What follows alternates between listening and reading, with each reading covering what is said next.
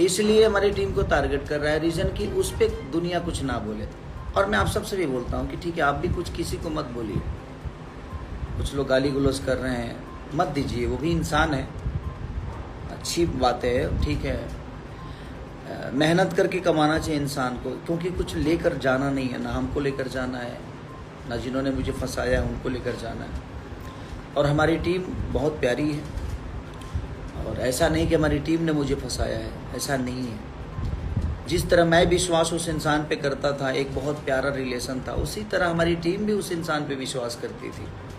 तो हम लोगों ने चीज़ों को नहीं देखा और किसी ने मुझे नहीं फंसाया। मैं आज आपको बता रहा हूँ, सिर्फ उधर से एक टारगेट है कि हमें कुछ दुनिया कुछ ना बोले, इनके टीम पे ही तिकड़ा फोड़ दें ताकि टीम वाले को दुनिया बदनाम करे।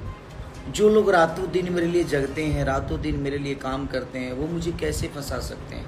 आप लोगों का प्यार रातों दिन मिलता, आज तक ऑडियंस ने मुझे फंसाया नहीं ना।